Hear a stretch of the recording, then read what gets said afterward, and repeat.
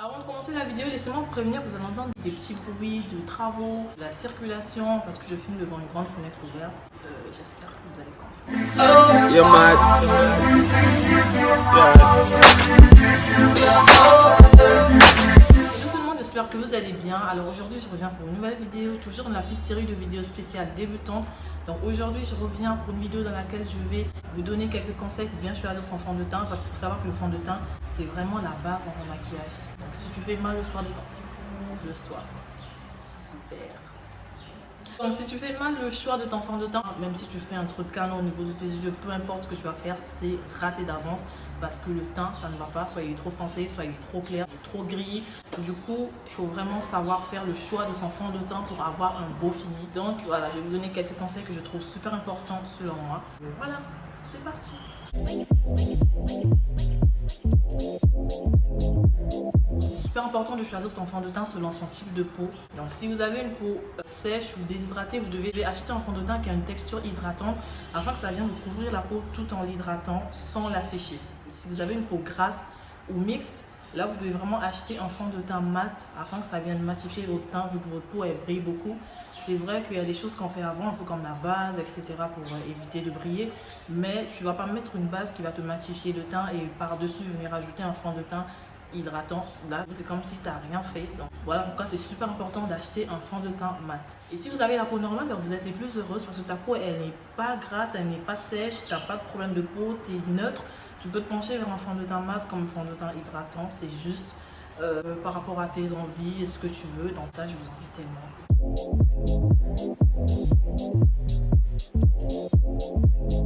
C'est super important de connaître ses sous-tons pour bien choisir son fond de teint parce qu'il faut savoir qu'il existe 3 catégories de sous-tons. Bon, il y a des sous-tons chauds, des sous-tons froids et des sous-tons neutres.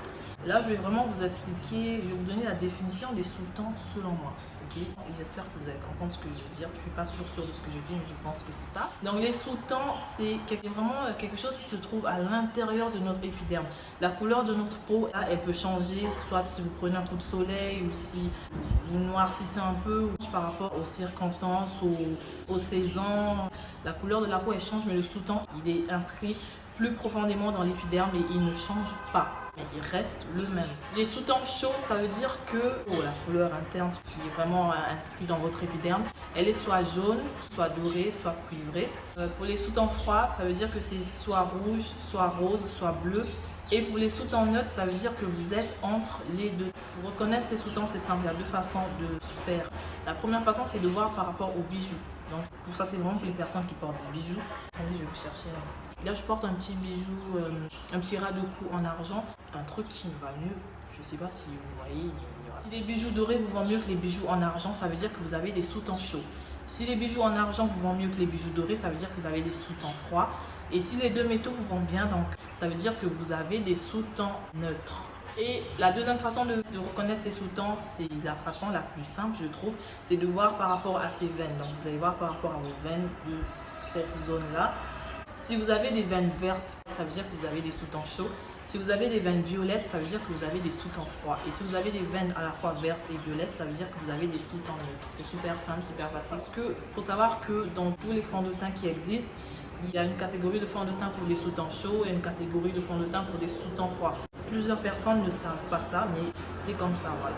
Dans chaque fond de teint, il y a un petit sous-ton qui correspond soit au sous-ton chaud, soit au sous-ton froid.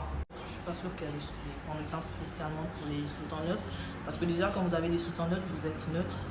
Donc c'est assez facile de trouver vos teintes entre les deux. Après, la marque qui a un peu facilité les choses, c'est MAC. Chez MAC, les NC, je pense que c'est pour les sous-tons froids et NW, c'est pour les sous-tons chauds. Donc si vous partez chez MAC et que vous connaissez vos sous-tons, je sais que j'ai des sous-tons chauds, donc je vais me pencher vers un NW. Et si tu as des sous-tons froids, tu sais que tu vas te pencher vers un NC. C'est super simple et très très important.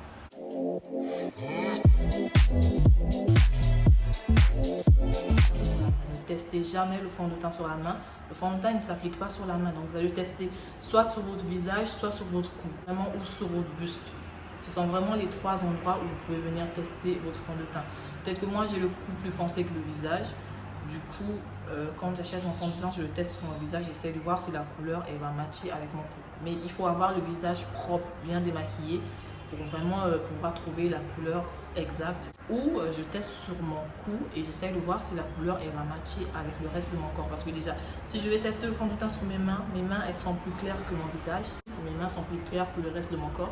Donc c'est pas possible. En fait, c'est ça le problème chez les noirs, on n'a jamais la même couleur partout. On a toujours des couleurs un peu différentes.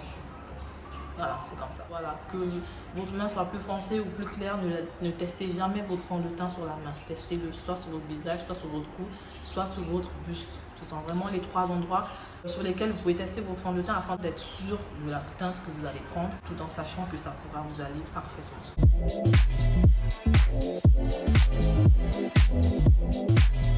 Il faut savoir qu'il y a la couvrance légère, la couvrance moyenne et la haute couvrance.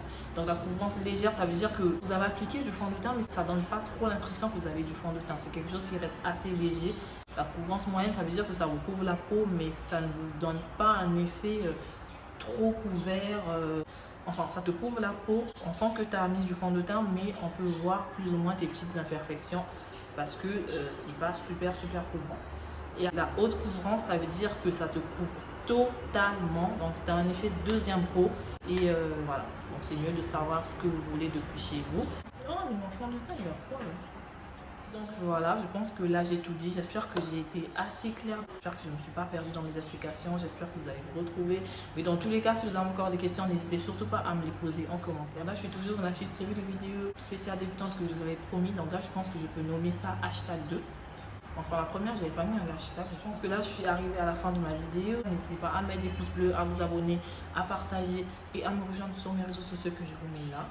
Et par la même occasion, je profite pour souhaiter la bienvenue à tous les nouveaux abonnés parce que je sens qu'on devient de plus en plus nombreux. Ça avance tout doucement, mais sûrement, et je suis tellement contente. Sur ce, je vous fais plein de bisous et à la prochaine pour une nouvelle vidéo. Ciao, ciao. You see my dark shades on like a canteen, but you know say me fancy you. You see my dark shades.